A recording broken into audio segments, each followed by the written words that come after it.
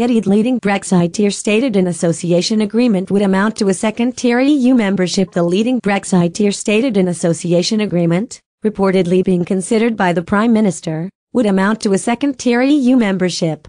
It is understood Mrs May has told ministers Britain could potentially sign up to an association agreement with the bitter bloc. Chancellor Philip Hammond and Brexit Secretary David Davis are open to the idea that was first raised at a Brexit subcommittee meeting last week.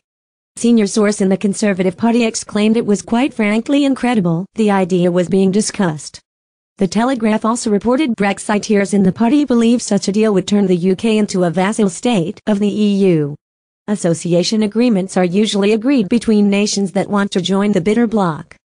Peter Bone, the Tory MP for Wellingborough, warned such a deal would amount to EU Mark II.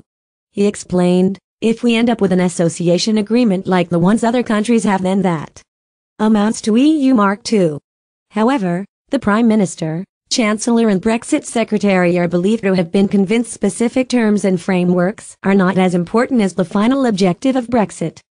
A Whitehall source commented, the feeling now is that the precise legal structure is less important than what it achieves. The emergence of such an agreement being considered by Mrs May comes after the House of Lords dealt the government a crushing defeat that could allow Parliament to set the terms of Brexit. The Remoaner victory marks the 7th time Mrs May has been defeated in the House of Lords on the EU withdrawal bill.